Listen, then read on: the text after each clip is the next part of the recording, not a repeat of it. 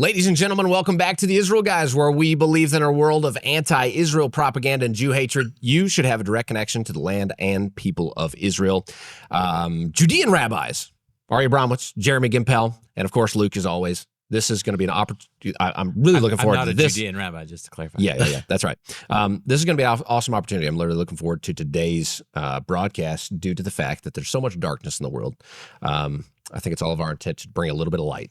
And we're going to talk about some of the things that are happening. This board of peace is awfully dark in our eyes. Maybe I'm just making that up. I'm pretty sure that there's that represents, we're seeing a lot of Muslim nations jump on this. What does this mean? Is this peace when there is no peace? Is this Jeremiah's words being fulfilled in actuality before our eyes?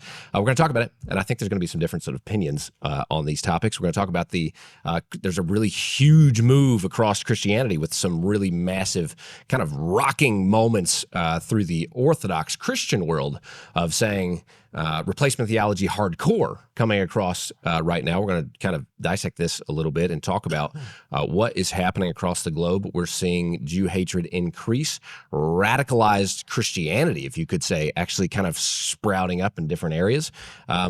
So much to talk about here. First off, let's kick it off. Luke, you've got a little bit of research here on the Board of Peace, and we're seeing some really concerning nations jumping on with this that in essence are going to soon be kind of ruling over Israel in some ways.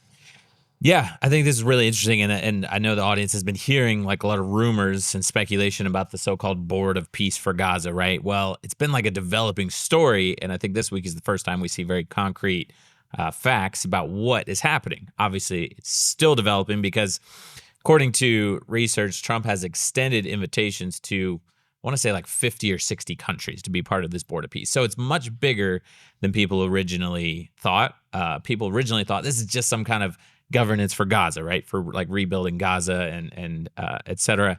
Now people are asking Trump, is this meant to replace the United Nations? And he's like, it could. I can't do a Trump impersonation, but it could. Like, I don't think it will, but it could, because it's going to be the greatest, best board ever. And so people are realizing like this could be a lot bigger than we originally thought. You know, there's rumors about how Trump's gonna if members of the board give like $1 billion and they can become a permanent member, maybe they can be one of the ruling members. Justin was saying before we started, there's actually two boards. One is actually the governing board, and one is more like an advisory type board. And maybe if you invest $1 billion, which Putin just came out and said Russia's willing to invest $1 billion into this Board of Peace, then you could be one of the decision makers. But so I want to just run through real quick confirmed acceptances, and you could tell me what do you? Here's what I think immediately. I'm like, I think there's been over 1 million people killed in the Russian war that's lasted now for years. Ukraine, yeah. And now they're being invited to be on the Board of Peace. They just got to pay $1 billion. What is it, a country club? If you pay your membership, you get to join? It's also just so cynical. It's so cynical. There isn't one member on this Board of Peace that is deluding themselves. Everybody knows it's a charade that everybody's playing. Well, what's Nobody thinks this is is about peace. Some of the European countries have rejected Trump's invitation. But listen to this list of confirmed acceptances and tell me what is the theme running through here. Argentina, Armenia, Azerbaijan, Bahrain, Belarus, Egypt, Hungary, Indonesia, Jordan, Kazakhstan, Kosovo, Morocco, Pakistan, Qatar, Saudi Arabia, Turkey, UAE, Uzbekistan, Vietnam. Muslim. Like, that's a bunch of Muslims. Are we talking like Western world, United States and Canada and, England, or like what is weird about this? Like something is really strange here. Yeah. So my thoughts are it's a little complex. On the one hand, it's like it's not a board of peace. It's a board of pieces, right, that are being cynically arranged in order to, cloaked in this language of healing and peace, but it's really just deception and evil and sickness. On the other hand, it's a board of pieces that on the deeper level, we know that God is arranging these pieces very carefully. Nothing arbitrary is happening here. God is arranging the pieces that it will eventually, ultimately bring about true peace. I do believe so. This is arranging the pieces to bring about redemption and true peace, even though none of their intention is actually about that. I mean, Russia putting $1 billion in to rebuild Qatar, Turkey. What are we even talking about here? But we know where this is ultimately going. You started the show by saying, we want to bring some light. The only light that there is to bring now, the only optimism about the world. It's true that Russia is talking about nuking Germany and England. Like, we're talking about an entire world that is a tinderbox waiting to explode and erupt in a dystopian nuclear holocaust. Where is the light here? The only true light is God, is the Torah, is the Word of God, is the Bible. And that's what we're here to bring, that deeper dimension that is the only real true dimension. Well, here's what I think is happening.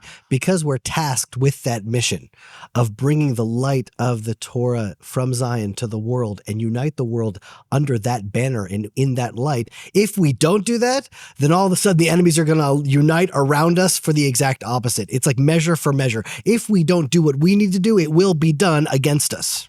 I like what you said earlier, Jeremy, about before we move on past this point, I don't want to miss it because Putin, to be one of the senior, say, members, because he's got a lot of money to give on this board of peace.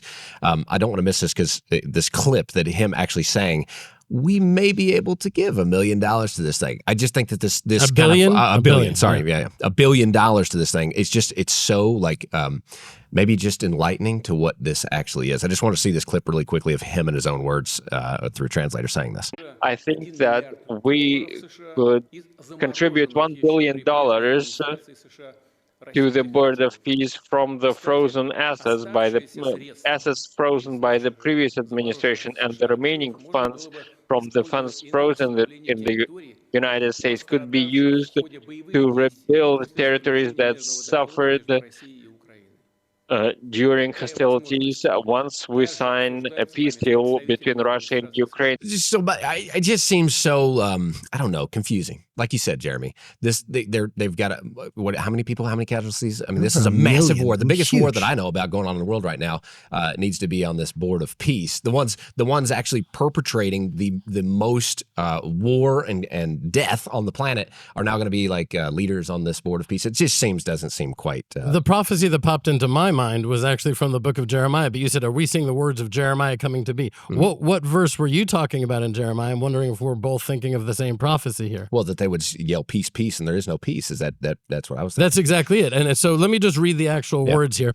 They have healed the wound of my people lightly, saying peace, peace, where there is no peace. So you have to understand in Hebrew, the word is vayirpa'u et shever ami al nakala. Now, a shever, you have to understand, it's not a scrape. It's a deep wound. It's like a foundational fracture, right? And that's what Israel has suffered on October 23rd. And even since, the devastation, the families broken, the limbs ripped off, the psychological PTSD, the trauma is deep. And the world is coming and saying, peace, peace. It's almost like cosmetic and dismissive and like just a cynical joke, and they're saying peace. It's like treating an open vital wound and just putting a Band-Aid on it. But what we know, what is like, it's almost like someone breaks into your house, hacks off your legs, and then they take you to the hospital and the doctor is that guy with the machete in his hand. That's what it is. Like Qatar is going to come in. They funded Hamas, and they're going to come in and bring peace, right? And so what we know, what is true peace? Only God is able to bring true peace, right? It says in Psalms, it's throughout all of the Bible, all of Psalms, it always says, great peace have those who love your Torah. Nothing causes them to stumble, right? Even Gideon called his, the altar, he called it, God is peace. God is wholeness, it's peace. The work of the righteousness will be peace. The effect of righteousness, tranquility, and security forever. That's peace. Not evil coming together in this cynical, twisted darkness. Mm-hmm. Well, I was just thinking about, you have the actual, people know about, the Arab Qatar connection, but there's ones that are behind the veil of like, Turkey and Egypt, and these ones, Saudi Arabia, the ones that are kind of like they're in the Muslim, they're a part of the agenda, I guess you could say, but less frontline. Like people could hide, they're hiding behind kind of this mask. And we talked about that last week. And I think that becoming a part of this board of peace, for those of us that understand that there's just a big mask covering this, is highly concerning to me. I want to break down what the Board of Peace looks like, because it's starting to come out now. And this is where it gets a little scary, because again, it's not just about rebuilding Gaza, right? Which is initially that's what they're saying is roles and functions would include supervising Gaza's reconstruction and redevelopment, supporting lawful governance and civil administration capacity building, mobilizing capital and international resources for reconstruction, oversight for long-term stability, peace building, working along related structures like the Palestinian Technocratic Administration and International Stabilization Force, whatever that is, which the only thing we know it is a pipe dream. There's literally not one word in that whole slew of words you said that is actually true. We'll get back to the podcast in a second, but first, if you are a longtime listener, viewer of the Israel Guys, and you want to go next level, then there's a way that you can support our work and you can get behind the scenes with the Israel Guys. You can join the Israel Guys monthly donor program. You can visit the link in the description below. Sign up for any amount as long as it's monthly. If you join our team as a monthly supporter, then you get exclusive access to the Israel Guys monthly donor program, where you get to join the exclusive Telegram group, our exclusive monthly email newsletter. You get behind the scenes videos, photos, updates from the land of Israel, including our volunteer work and everything that we're doing boots on the ground here, a monthly private live stream with Joshua Waller and our team here behind the scenes. You can ask questions from our team. You get exclusive discounts from our online store. It's a really cool program. We've had more and more people signing up all the time. It's really growing, and I'm super excited about this, but it's two-faceted. You get to support our work because everything we put out is free, but we can't do it without people just like you. So you get to support the work of the Israel Guys, and you get some really cool perks along the way. So click the link in the description below. Sign up for any amount as long as it's monthly support for the Israel Guys. It's all tax deductible. We're a nonprofit in the United States, and we'd love to have you join the team. Now, back to the podcast. Or that makes There's no any such thing as sense. Palestinian. Correct. There's no such nation. There's no such people. Stabilization. The whole thing is There's one. no stabilization. There's no literally, peace. literally, it's a So yeah. that's one side. Then the other side is where it gets even more scary, because reports are now indicating broad ambitions beyond Gaza. And this is why reporters are asking Trump, are you trying to replace the UN, right? Because Trump has suggested the board could evolve into a global conflict mediation body. Luke, can I just say one rivaling or second? supplementing the role of the UN Is Security it Council. coincidental that Trump just happened to pull out of all the UN related, functions right before he kind of Like 3 like weeks really ago, yeah. throws this board of peace to like the next level? I mean, I think people are onto something. So go ahead. What's going to happen once Trump leaves office? I That's mean, what I'm wondering, too. he's got a few years left, and then what is it up for? It's up to chance, and we're like aligning all of these enemies of Israel together inside our borders with who's the head of this new organization? I honestly don't think we're going to get there. That question is not even relevant to me. I'd be interested to know, are the people that are listening to this program, how many people agree with me that we're in such a critical place in world history, that we're so on the verge of global nuclear breakout, or at least nuclear war, that to think what's going to happen, it's already so far ahead. So many variables are going to play out that even speculating about that is not even relevant. You mean you don't this think is it? We're in it now. You don't This think is- we have 3 more years left to civilization, you're saying? I wouldn't say civilization. I would say the current global paradigm is Yes. not going to be the same at the end of his term. That's what I'm saying. I don't know what that's going to look like. I think it's going to be much better. I think it's going to be much better. There's going to be I don't know, tremendous because light. Trump is going to be the ultimate, I hate to say dictator. He's going to ultimate authority on this board of peace. So in 3 years, who knows? I mean, he is like 80 years old, but Yeah, I mean, I he think could he's like, this is he my could just- final. He could just decide to stick around, I'm saying. Wait, as I long as see he things all the possibly time. can. I mean, Mahmoud Abbas is like 90 and he's still in power, so Right, anything's right. possible. Yeah, the third term. I just saw him standing there with a map of North America. Canada has American flags all over it. Greenland has American things that you would think are either satire or artificial intelligence are actually true. right? Well- We're hearing things that are so absurd that we would never hear coming out of normative mainstream Overton window discussion. And it's I just think the Babylon Bee has like a wall of satire articles they wrote that later came true. Yes, And it's right. basically that. yes. It's like you would never expect it. But this is kind of my analysis. I'm curious to hear what you guys think. I mean, you referenced it, Jeremy, but basically this board of peace was a pipe dream, right? For months and months and months and months. But now it's like it's actively forming. You've got like 20 countries who have said, yes, we will be on the board. Countries are saying, yes, we'll give $1 billion. Although apparently Trump's administration is not. They're kind of like, nobody knows if that's actually true. But countries Where are they stepping giving the forward. money to? That's Who what are they giving it to? That's nobody knows. Okay. Trump, apparently. Trump's the ultimate authority on this board.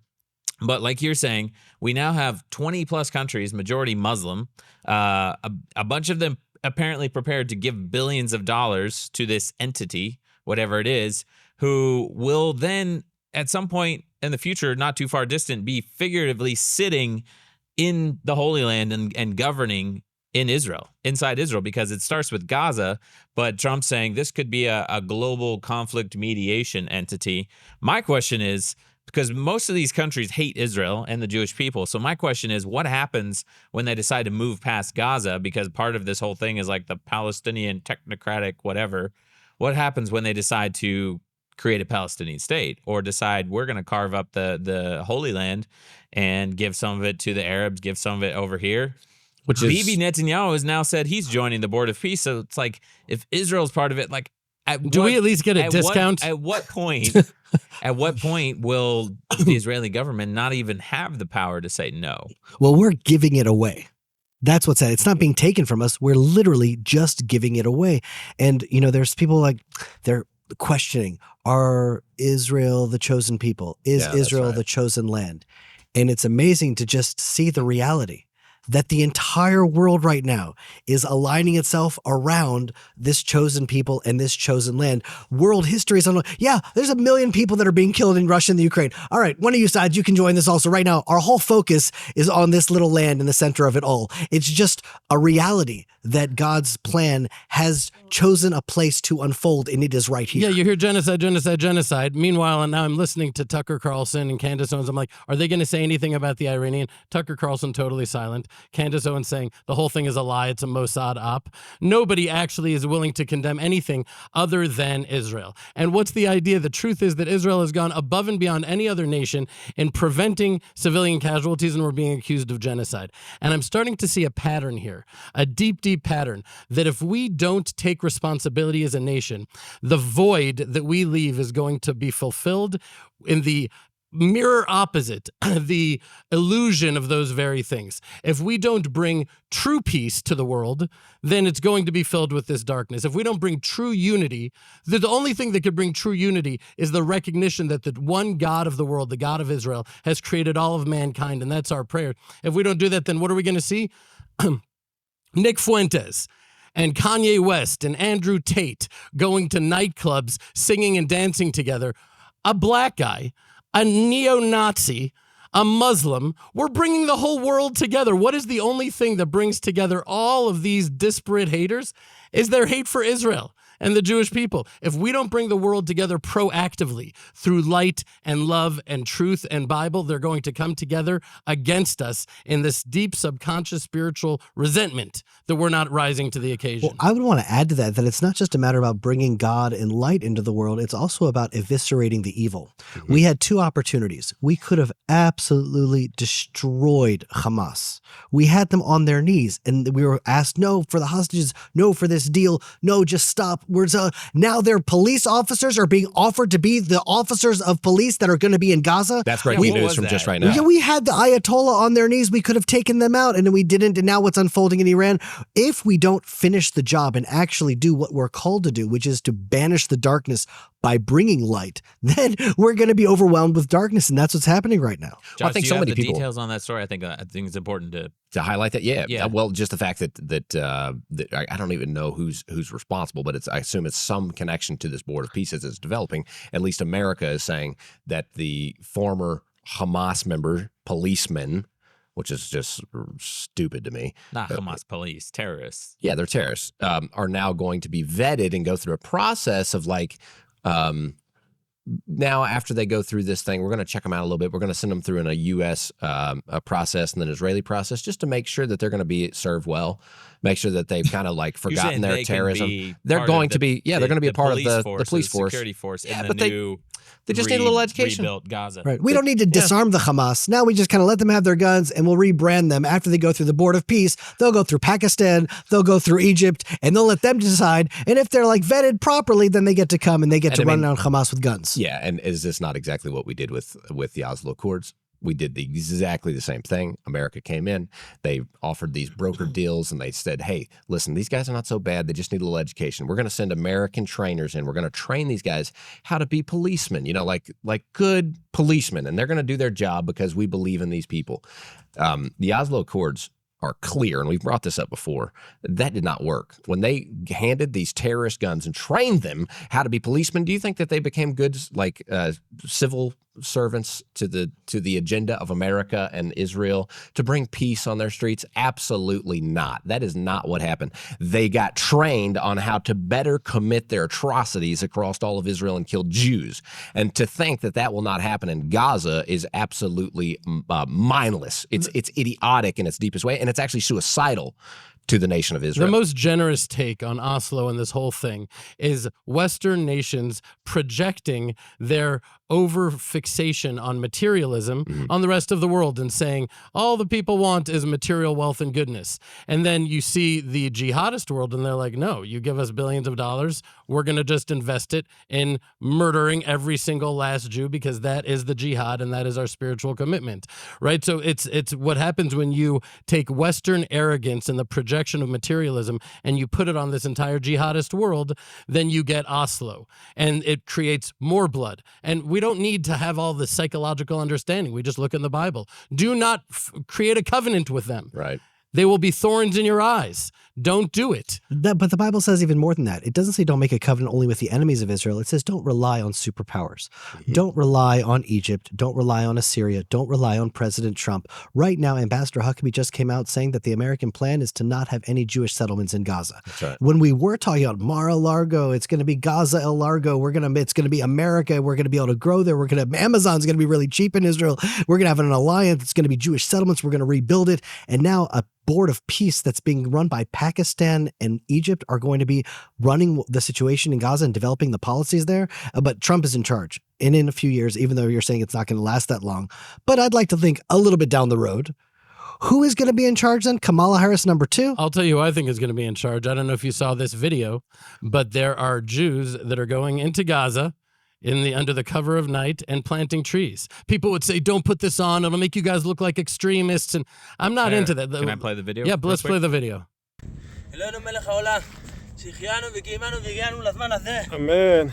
All right, for our listeners, those listening and those who don't speak Hebrew, just explain what's going on in this So they said, here we are in Gaza, and thanks to the Israel guys, we're able to come in. No, they start off with the blessing. They said, blessed are you, Lord our God, King of the universe, who has allowed us to live and sustained us until this very moment, which is something that you say during a moment of significance in your journey. So they start off by blessing God. And of course, what are they doing? What do our enemies do? Death, darkness. They're planting. Yeah. They're planting trees. Those are our radicals. Those are the most radical. Yeah. The most radical people, what are they doing? They're planting trees. They're planting trees, and they're saying, please God, this should be the beginning of Jewish settlement of Gaza. And that's we were talking about the world says, well, if we don't do our thing, the world says, they're saying Argentina. This is a big, massive conspiracy theory that Israel started the forest fires in Argentina in order to establish a Jewish state in Argentina. Now, we can laugh about that. No, but it's actually taking real momentum. People are really, really believing this. As reported on Candace Owens? Yeah, and Candace Owens, what did Candace say? She said, the regime in Iran isn't actually killing its own people. It's a Mossad op, and their real purpose is to establish... Bibi wants the land. Bibi wants the Jewish state, the state of Israel, to also to have Iran. Which isn't even connected on... even addressing that is so absurd and crazy. We've had so many opportunities. If we were actually an imperialist nation, which arguably we should be, not for the whole world, but just for our land, promised to us in the Bible, we could have gone in and taken hold of the portion of Syria that is actually the state of Israel. It should be, but we're not. So we're going to be accused of doing the very thing that we should be doing that we're not, again and again and again. It's all about taking responsibility, and we need to take responsibility as a nation, as a people. We'll get back to the podcast in just a second, but I wanted to tell you guys about an upcoming brand new product on our store, and it's only available by pre-order through February 6th, expected to ship shortly after that in March. But this shirt says strength and shield. It's from Psalms 28:7 that says, "The Lord is my strength and shield. My heart trusted in him and I am helped." And then on the other side, we have "I stand with Israel." We have the Israeli flag, the Star of David, and obviously the Israel Guys logo on the sleeve, the patch sleeve. So this shirt is very exclusive. It's only being accepted via pre-order and only until February 6th. So you want to get in there as soon as possible. You might not ever see the shirt on our store again after that. But guys, order the new Strength and Shield shirt on the israelguys.store. Click the link down in the description below. Get a hold of this shirt while it's available, only for pre-order. So it's very exclusive. It might not ever be available to the public after that. We'll have to see. Guys, get the new product on the store while it lasts. Get in the pre-order there, only until February 6th. Click the link in the description below. Back to the podcast. Just the same people that were convinced that we were massacring babies in Gaza are now convinced that there's no one being killed with the regime in Iran. It's like unbelievable. Like lies look like truths and truths look like lies. If you don't see that we are prophecy unfolding and that all of us are somehow participating in it, and what is the one thing that will align us, that will keep our heads on straight? It is the Torah. It is the Bible. It's the only way to make any sense out of all of the lies that are around us. If it doesn't align with the Bible, it's not going to be true. And that's why, by the way, the Bible itself is under attack now. And who is it being under attack by? Right. By the Orthodox Church. They're saying, no, that's Old Testament. That's not relevant. That's been replaced. It's not really true. The people of Israel are not the people of Israel. The land of Israel is not really the land of Israel. That was all spiritualized. That was all fulfilled. And they're actually saying that the Bible itself isn't true. Reality isn't connected to the Bible. Somehow disconnecting the two is like severing a head from its body, taking its soul out of its body. Well, we can disagree with, Mike Huckabee about what he said about Gaza. I don't mind forgiving him on that. Like, we can only expect our friends to be as strident as we ourselves are. He's also just exclaiming what the American policy is right now. He did say something very powerful. He was referring to Genesis chapter 17. "And I will establish my covenant between me and you and your descendants after you throughout their generations for an everlasting covenant." He said, you can call us, I'm just summarizing what he said in the message. One of the points he made was, you could call me a Christian Zionist, but it's not really, it's just Christianity, right? We actually believe in the word of God, and he makes a covenant with his people and he keeps his covenant. And if we're saying that he didn't keep his covenant with his own people, what makes us think he'll keep his covenant with us? Right? Either the God of the world, the God of Israel, is true to his word, or he's not, and he's a liar. And that's what this really comes down to, which is why it's so interesting to me to hear all of these Christians who I don't think are haters of Israel and the Jewish people. Michael Knowles, he made a big stir with his comments that are worth looking at as coming from someone that is not a hater of Israel and the Jewish people. Well, I think this all actually comes from this new thing that was just posted by Can we tee this up a little bit before? Because I think this is a big story, and because so many people in America and around the world are debating the idea of Christian Zionism or Zionism at all, I think it bears looking into a little bit. So I won't read the statement, but there's a statement that came out from the patriarchs and heads of the churches in Jerusalem, who I have no idea who that is, because most Christians around the world are not connected at all to the patriarchs and heads of the churches in Jerusalem. It's a statement from the patriarchs and head, blah, blah, blah, of Jerusalem on unity and representation of the Christian communities in the Holy Land. And basically, when I read it, it's not even like you'd fall asleep. Like reading this, I don't even hardly understand it. But basically, they're addressing Christian Zionism, and they're saying Christian Zionism is misleading the public, sowing confusion, and harming the unity of the flock. the Christian flock in the Holy Land or whatever. And then I'll just read this one line. It says, these undertakings have found favor among certain political actors in Israel and beyond who seek to push a political agenda which may harm the Christian presence in the Holy Land and the wider Middle East. And then they just launch into replacement theology, basically saying that the church has replaced Israel, and Christian Zionism is not represented from the Bible or Christianity at all, blah, blah, blah, which is so interesting that you have the churches of Jerusalem trying to represent the Christian communities in Israel, blasting out to the entire world that the church has replaced Israel. Right. So fascinating that that's happening inside of Israel.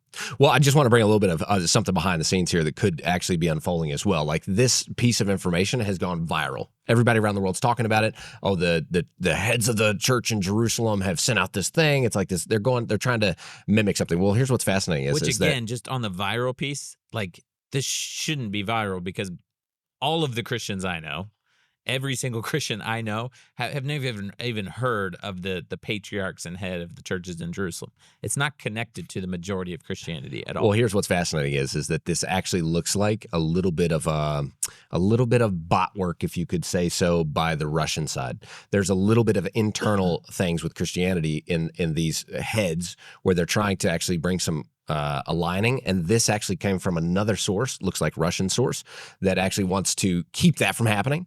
And there's more that behind the scenes of this, but it just, in short, it looks like we have some sense. This was posted on an account that had no view. It was not a big account, and somehow it went completely viral. Very unnatural. Crazy viral piece here. So there's something behind the scenes that's going on here, and it's trying to, and this, I think it's at the bottom of everything we're talking about. There's an attempt to bring Christianity back to a crusader-like mentality that says Jerusalem is not the Jews. Because if you can get rid of the Jewish connection, Mike Huckabee had a great presentation back, and that's what you were quoting. He was saying, no, the foundation, it's Abraham, Isaac, and Jacob. Can I read a couple of the quotes from Huckabee? Because it's really amazing. He says, personally, it's a direct response to the statement from the patriarchs and heads of the church or whatever. He says, personally, I'm part of a global and growing evangelical tradition that believes the authority of Scripture and the faithfulness of God in keeping his covenants. That includes his covenant with Abraham and the Jewish people. My Christian faith is built on the foundation of Judaism, and without it, Christianity would not exist. Those are all the Christians that we know. Yeah. And that is so much. I mean, obviously, there's division in Christianity. There's 44,000 denominations or something like that. And so, yes, there is a split, but there is a massive millions of Christians that believe that God made a covenant with Abraham and the Jewish people and the land of Israel, and that covenant cannot be broken. He goes on and says, if God can or would break his covenant with the Jews, then what hope would Christians have that he'd keep his covenant with us? That has always been exactly my question, because Christianity, like what Christianity has done in the name of God and the Christianity's embrace of paganism, like we can't even get into it. Like, God should have forsaken his covenant with Christianity if he could forsake his covenant with the Jewish people too. So I mean, obviously that's from like our understanding, but it's just it's here's like, what I'm concerned about, Luke, is the Michael Knowles took this on. And he's trying to, he says he's pro-Israel. And I want to watch this clip because it's pretty actually concerning. Not that I'm concerned about Michael Knowles necessarily. I'm concerned about what people will think when they view this, because they're going to take it the next step further. And this is what I'm concerned about. This whole conversation could be awakening a serious pogrom-like version back 1,000 years. It could take Christianity back 1,000 years like that. Boom. By these kind of things. I don't think that's what Michael Knowles is intending, but this is the fact, and I'll get into it in just a minute, but watch his take on what the Church of Jerusalem has put out and how I believe this can really be taken off the rails quickly, and we need to be watching this. This is why I would not call myself a Zionist or a Christian Zionist or any other kind of Zionist. It's not because I don't like the Jews, and it's not because I don't even support the state of Israel. As I think I've made clear, I am broadly supportive of the nation state of Israel, but I am broadly supportive of it not because I believe in the principles of Zionism, which makes certain historical claims and religious claims that I just don't think are true. I don't think that the Jews are entitled to the Holy Land because of some religious premise. I don't think that's true. In fact, being Christian, I believe that the Old Testament is fulfilled in the New Testament. Christ is the new covenant, the fulfillment, everything that was typified in the Old Testament is fulfilled in Christ and the church as the new and spiritual Israel. So I don't buy those religious premises, and I don't believe just because a people was on a plot of dirt 2,000 years ago that means they're entitled to it today. If that were the case, we'd have to turn the Black Hills we'd have to turn Mount Rushmore over to the Lakota Sioux. I don't believe any of that. And yet, I am broadly supportive of the nation state of Israel because I don't like the alternatives.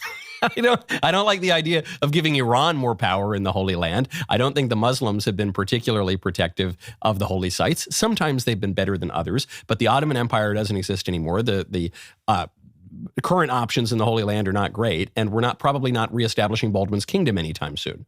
Here's the most concerning part of the whole thing. We're probably not establishing Baldwin's kingdom anymore. Did you hear that? That's what's concerning. I know he probably wasn't meaning what that means, but you know who Baldwin is. I didn't know who Baldwin was. I'm not too connected to it. Most Christians don't know who he is, but he was the leader, the king of the Crusades, the first Crusades. Do you know what the first Crusades were? They were the ones that burned and pillaged Jews all the way to the Holy Land because they were the new Jew. What did the Jews? God had forsaken the Jews. This was the antithesis of everything. What God? It's evil in everything. But let me tell you what they did. They got to Jerusalem, and what they do? Jews ran for their lives into the synagogues. This is documented what happened, and they burned the synagogue down on killing everyone. This is what that represents. We're probably not going to be doing that. Do you think that's a nice thing to say? Right. So I think that he said that out of ignorance. He was focusing really on I would say the Christian jihad. He's talking about spreading Christianity through the world. He was focusing on that dimension of the Crusades. I think clearly he's not focusing on the bloody, violent element of it, but we can't just forgive that, okay? Because you don't say something like that. I remember hearing Tucker Carlson a long time ago. He was talking about Hiroshima and Nagasaki, how America was fundamentally immoral with doing that. Why? Because it's killing people, and killing people is against his religion. Forget the fact, put to the side, that there's a great argument to make that millions of lives were saved by those by the atomic weapons, but the irony of Tucker Carlson, almost every show talking about it's against my religion. The reason I'm against anti-Semitism, it's against my religion. We are against Christianity to kill people. The Crusades, Jews today in Israel, Sephardic and Ashkenazic Jews have this conversation. It was better to be under the oppressive Muslim rule in Yemen, Algeria, Morocco by far than in Europe and under Christian rule, by far, because of the vicious, horrific nature of just life under Christianity. Not you guys, obviously, but I'm talking about of the Crusades. To what and I just want to read. This is Inspire Worms Mains, just to understand. Jews were dragged from their homes, beaten, mutilated, murdered publicly. Women were raped before execution. Infants were smashed against walls and thrown into rivers. Torah scrolls were ripped apart and burned in the streets. Survivors were offered a choice, baptism or death. What does that sound like? Does that sound a little bit like October 7th? Yeah. Does that sound a little bit like the jihad? When you turn against God, then there's a convergence of all evil and darkness in the world. And so we're going back to this, the Crusades, and just the irony and the hypocrisy of this moral virtueness, when really, what did the Crusades do? It took the darkest, most evil impulses of man and transformed it into a virtue. Exactly what the jihad does, right? It's an act of worship. The more vicious and horrific they are to the Jews, it's an act of worship, right? And so, well, they convinced themselves that this was the best way to honor God. That it was absolutely delusional and opposite of God, but they convinced themselves, just like the jihad, they believe that this is the best way they can honor their understanding of who God is and how they can serve him best. That's exactly what the crusade did, and God forbid that this statement would come in any way. Possibly, I don't think we'll possibly see the days. You know, is that what he's saying in the show? That this could, what Christianity could be restored to its ancient glories. I have a different take on what Michael Knoll said. And I'd love to hear two faceted. One, I think he's trying to popularize the idea that you can support Israel without supporting Israel from a biblical perspective, because he does not want to be seen as another Nick Fuentes and Candace Owens. He's saying Christian Zionism is not okay. It's an antithesis to Christianity, whatever. But you could support Israel because they're a much better option than Iran ruling Israel or Hamas or whatever. My question is, like, is that even okay? And I just realized that part of what Mike Huckabee said encapsulates this really well. He says, quote, in his response to the patriarchs, he says, "It's hard for me to understand why everyone who takes on the moniker Christian would not also be a Zionist. It's not a commitment to a particular government or government policy, but to the biblical revelation as given to Abraham, Isaac, and Jacob." I mean, I'm in full alignment with Mike Huckabee here. I believe you cannot be a biblically based Christian without being a Zionist. Right. And if you are, there's something that feels feeble and flimsy and fragile about that, right?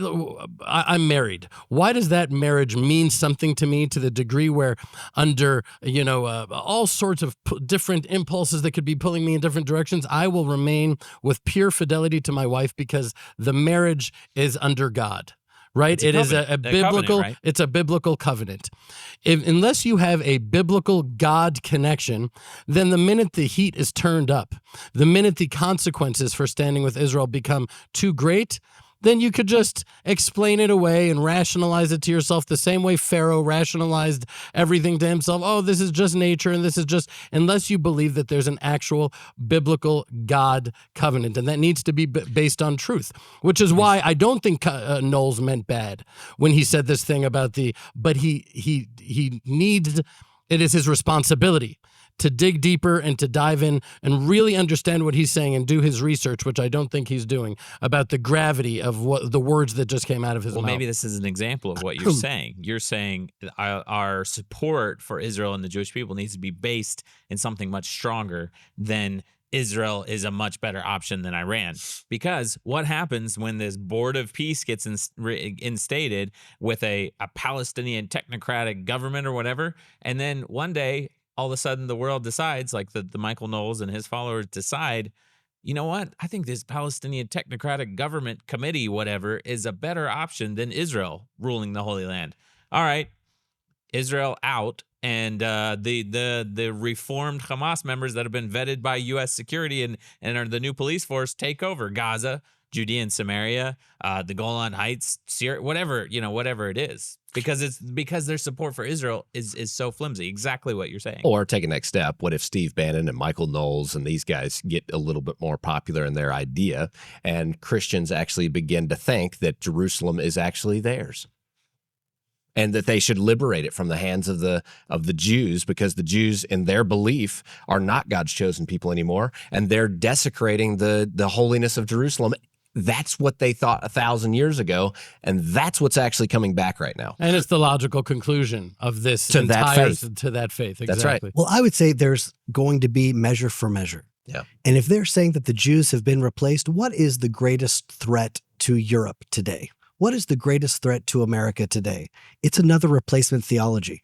The jihad says they're the new chosen people. That's what I'm saying. It's like 3.0. So just if they've pushed away Israel, they will be pushed away and the enemy will come against them. But I really feel like it's incumbent upon us to share the truth, meaning if we open up to the Bible, it says like this in Leviticus chapter 26, the people of Israel will be in the land. And if we don't keep the covenant with God, He's going to scatter us around the world and we're going to suffer in exile. And it says, and yet when they'll be in the land of their enemies, I will not cast them away, nor will I destroy them or break my covenant with them. For I am Hashem, their God. I will remember for them the covenant of the ancients. It's like, even when they're in the exile, an eternal covenant is an eternal covenant. And then the Bible says, not one time, over and over again in every prophecy, those same people one day are going to return to the land of Israel. So it's not like a verse here, or it is like, do you believe in the Bible or not? If you believe in the Bible, you must stand with the Jewish people in the land of Israel, period. And if you don't, there will be measure for measure judgment. And as we see, as Europe has turned away from God, the enemy is now taking over. The number one name being born in England now is Muhammad. That is the most popular name. There are now, we just had a family from Sweden come and visit us here. There are dozens of no-go zones in Sweden that are just being slowly but surely taken over. And as they turn away from God, it won't be a vacuum. It will be filled by the enemy. And that's what we're seeing. Yeah, I think I think it's just crazy what we're talking about, like that we could actually be at this point. And I think we've talked about it before, because Zechariah 14 prophecy talks about one day all nations will go up again and fight against Jerusalem. And in our modern day times, we like to take the Bible very literally, and so you just imagine like millions of armies of the world going up against Jerusalem. But then it talks about there are people left after that, like there's a God's kingdom is established. So in our modern day world, we always wonder, like, how could that actually happen? What does that look like? And I know there's been various like ideas and interpretations of that. People think, oh, maybe it's the UN voting, the Security Council voting, and nobody vetoes it, right, against Jerusalem. The Board of Peace seems like another like idea of how this. I'm not saying it will play out like this, because the question is, how far is the Board of Peace actually going to get? But it's another example of like how Zechariah 14 could be played out, of all nations going up and fighting against Jerusalem.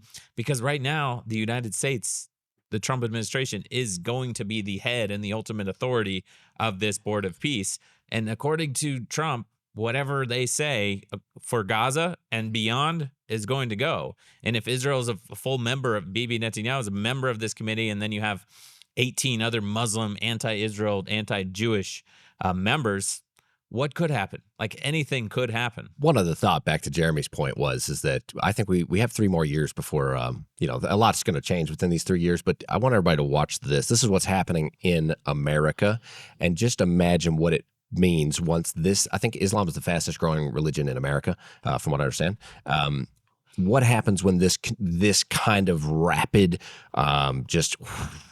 covering of Islam that's going on in America comes to this point where somebody can be in America and say these words without really having any, there's no repercussions to this. Watch this, and then tell me if you're not concerned about what's coming. As a Muslim, my response to all of this is, do your worst. I'm not afraid. Because even if this body is broken, the spirit inside of it, you cannot reach. And it will continue, and Allah will replace you. Whether I see that or not is irrelevant. But I'm not afraid. I'm not afraid of the U.S. government. I am not afraid of the United States Army. I am not afraid of ICE. I'm not afraid of whatever they control. Not only am I not afraid, but it is my life mission to stand against all of the above. So what happens when this continues? It really paints a picture to me of where we're headed in the world, and the darkness that is covering the globe, and that we're living in moments when Israel and that light of Israel is only going to grow as the world fails. Yeah, see, we have to recognize that this is a spiritual battle.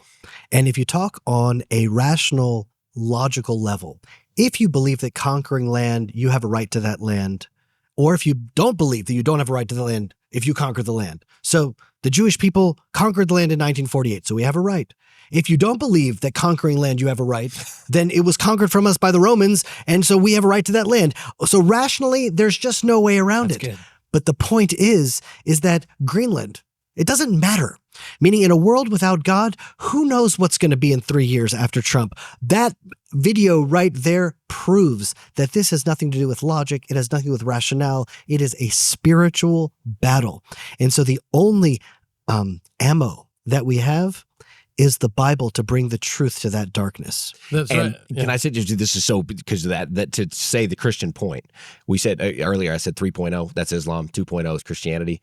Both of those are false and evil. You can't have a 0.0.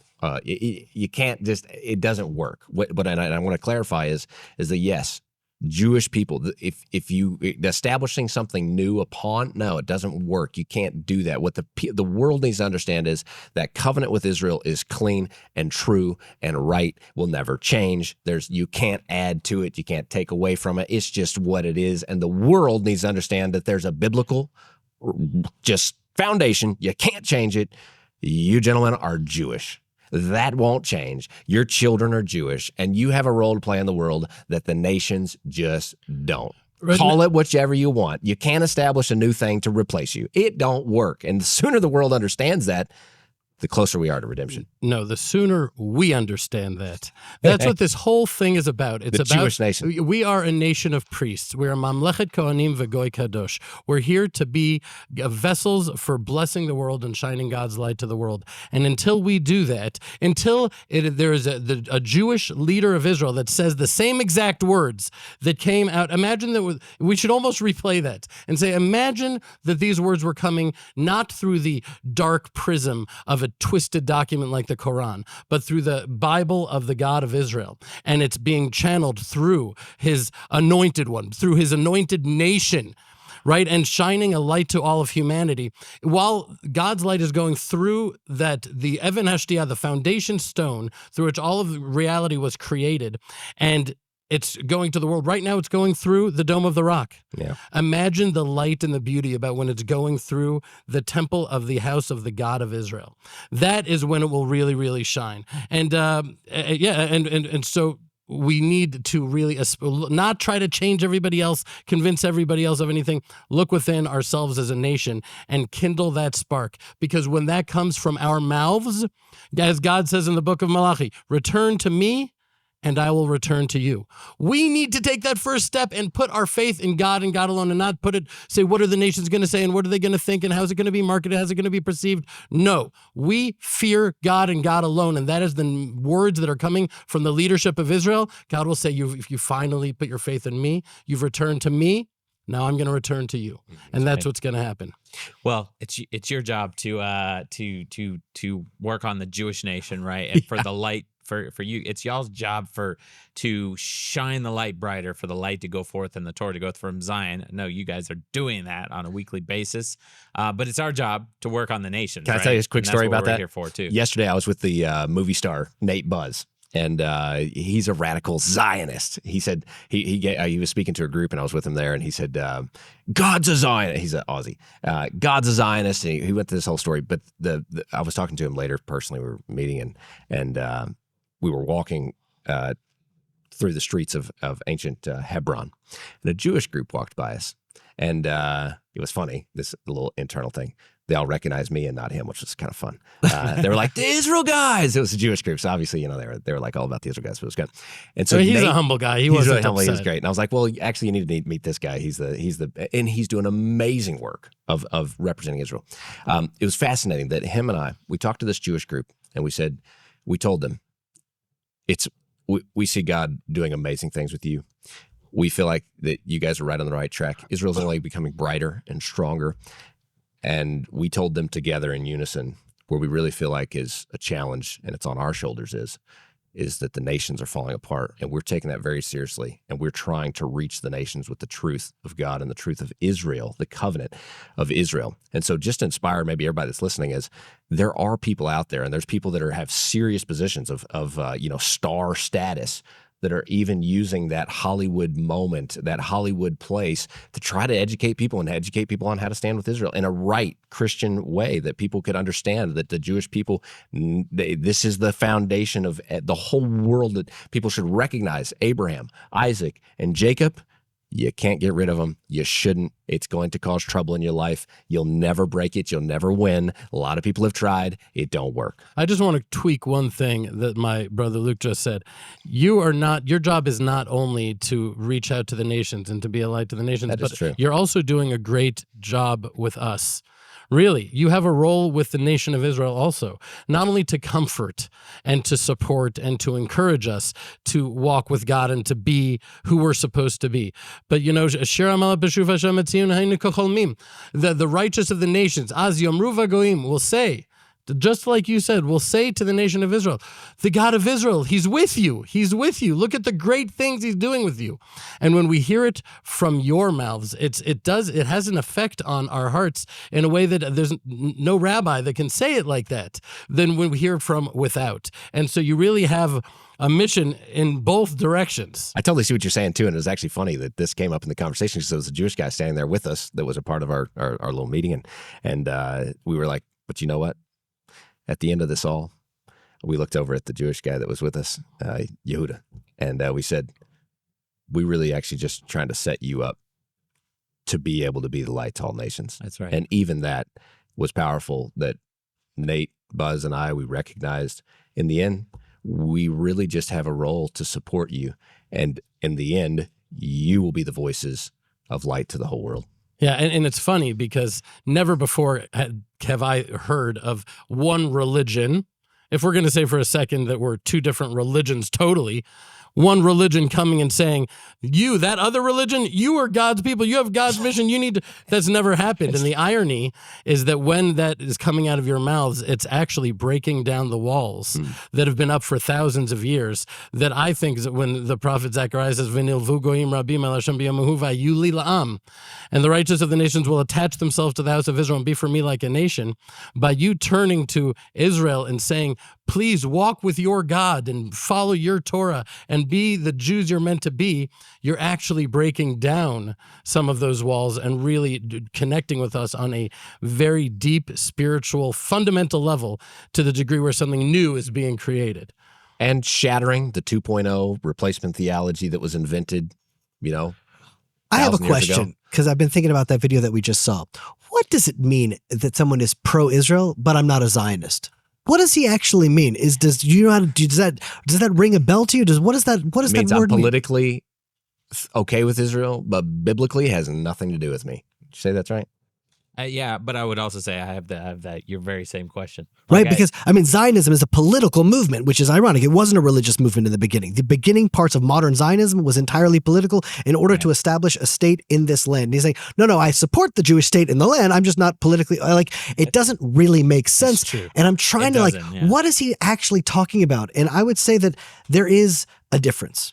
And the difference in my mind, maybe he's articulating, maybe it's conscious, maybe it's subconscious, is that someone who's just pro-Israel, it's like they like Israel. They're cheering for Israel on the side. Like they'll even buy good tickets and watch them from the the front lines and say root for their team. And if someone speaks bad about their team, they'll even speak up for their team because they really like their football team. But someone that's a Zionist, they don't see themselves on the sidelines. They see themselves running the ball down the field. Yeah. They see themselves as a player in the game. They see themselves as an active participant in the story of the Bible. It's not just a religion. It's not just a theology. It's not just some idea, or it's not even just politics. There is an unfolding story in the Bible, and seeing yourself as a part of that story is the essence of Zionism. And it's like we have these visions in the Bible. We have the visions of prophecy. Are we just supposed to wait for those visions to come to pass? Or is that a vision that we're meant to work toward? We're meant to bring that vision into reality. And that's the essence. And that's really the defining line now. Who is aligning themselves with the vision of God, who's actively participating in the visions of the Bible, in the dreams of the Bible, and they're all aligning now. Like a new team is being formed, a new people's being formed. And it's like we align ourselves with the vision of God, and we are actively pursuing to fulfill that dream. One quick story again from yesterday that was so incredible, and I feel like you're talking about that vision being lived out. Yesterday, we were in ancient Hebron, probably one of the most, next to Jerusalem, fought over places in the entire land of Israel. In a spiritual sense of like it's a hold. There's a Muslim hold on this town. I was there. I told you I was there with Nate, Buzz. There was a couple of guys. We had a bunch of volunteers there. We were doing this project, and Jeremy, you've done a lot of teaching on Ezra, Nehemiah. There were Jewish men that our team came alongside that had their gun strapped on one side and literally a pick in the other. I literally saw it, and one of our volunteers said, I feel like we're doing like Ezra and Nehemiah work. Mm-hmm. And then I walked into this thing, and I was working alongside this Jewish man who had his M16 over his shoulder, literally had a pick in his hand, digging a rock out right beside me. And I looked up at one of the guys and I said, I think you're right about that Ezra and Nehemiah thing. It's happening. And I said, do you think the Bible's coming about? Like, do you think we're living the stories, the pages of the Bible now? So I want to give like some vision to everybody. We've talked a lot about so the hard stuff. The reality is, me as a non-Jew, one from the nations, is coming alongside of you. You've got your gun on one side right now because we're in the trenches. The kingdom of Israel, the people of Israel, call it what you want. Go back, the nation of Israel is being reestablished. The ancient ruins are being are becoming back to life. That's what we were part of yesterday. Our team of nations, cowboys, Spanish people, and Amish people that was our team. It was about 40 people. Came in, partnered beside these Jewish guys to rebuild the ancient ruins of Israel, reestablish the agricultural cycles, to see the land restored. So to me, I'm inspired by what the Jewish nation is doing and how you're bringing us alongside of you to do one of the most holiest things that I can even. It's like the whole world's got this thing going on, and it's what we've talked about today. But there's a real beautiful thing happening, and that's the light I think that's really coming. It's small, and if there's a few people out there listening, this is a lot more important. Yeah, I'll just say, because this just popped into my mind, and it's good it's at the end, so you can cut it out if it's not relevant. But it's funny. I'm thinking about what you're saying. I'm hearing the words from your mouth, and the words feel in my heart very much like David and Jonathan.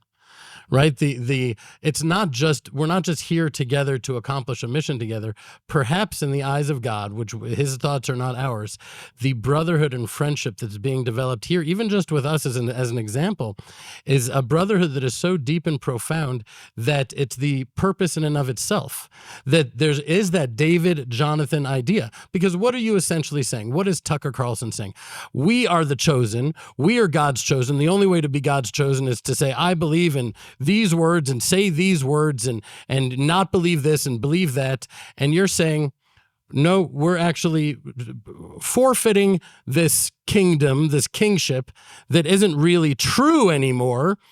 And we're turning to you and blessing you and asking you, please be that nation of royalty that you're meant to be. And when we become that nation of royalty, which is what we're meant to be in Am Segula, what is the purpose of that royalty? The purpose of being this chosen people is to teach the whole world that we're all chosen, that we're all royalty, that we're all God's children and he loves all of us. But we have to be the conduits and the vessels for that blessing and that light. And so I really do see a David-Jonathan relationship even between us. Yeah. Does that resonate as true with you? Oh, I think absolutely that there's a awakening among Christians to say, whoa, this thing has gone off the rails. This stuff that we're hearing that we've talked about today, the Crusades and all this stuff, most Christians didn't even know they didn't know that the Crusaders pushed Jews into synagogues and burned it down. This is they're awakened, and their zeal for Zion is to say, well, this is a Jewish story. And I think that's exactly, they're waking up and saying, God's with you. That's even what Isaiah says. Isaiah says that what are the nations to say? They say, your God reigns. There's going to be a day when the nations all say, your God reigns. And the analogy is exactly Isaiah right. 52. Is the nations are going to take their shields and come alongside you like we did yesterday. Say, this story is about the Jewish people. And God didn't choose you for no reason. He chose you because, like you said, the light's going to cover the globe through you. Well, we can just see that there's so many lies that are being put out. There's just by the patriarchs in Jerusalem and by Tucker Carlson and Candace Owens. Israel, the messianic vision is for the Torah will go forth from Zion and the word of God from Jerusalem. At that time, it's not going out to the Jews. It's going out to the nations of the world. And if that is the dream, we need to start fulfilling that dream now. We need to start participating in that action now by spreading the truth, because otherwise the world will be covered with lies. And it's our responsibility to bring the Torah, to bring that light to the world. That's right. Tag, you're it. We're saying, go. And I guess the question is too, I mean, we could keep going, but obviously we're running out of time again. But you guys are watching. You guys are listening. Our audience out there, let us know what you think. Like, does a statement like this from the patriarchs in Jerusalem concern you? Does rhetoric from those who say, I support Israel, but not because of Zionism. I'm not a Zionist. The Bible doesn't say anything about supporting Israel. Is that worrisome? Like, we want to hear from you guys. Let us know what you think. Zechariah, I just had to say this, Luke. To say you're not a Zionist, even back to the point, now we got to wrap up, but God says, I'm fervently zealous over Zion. With great zeal, I'm zealous for her. How can somebody be like, I'm not a Zionist? Did you not hear what God just said? Like, okay, whatever. Anyway, Luke. Well, because the Old Testament, Yeah, Josh, right. the Old That was it. Testament That was fulfilled. That was so. the old prophets. I was like, oh my gracious. Anyways, guys, if you believe the whole Bible, if you're a Zionist, if you're a Christian Zionist, if you stand with the land and the people of Israel unconditionally, you believe God made a covenant with Abraham, let us know down in the comment section, and make sure you're subscribed. As always, stop listening to the lies and propaganda. Connect with the truth of what's happening in Israel. We'll be back soon here at the Israel Guys.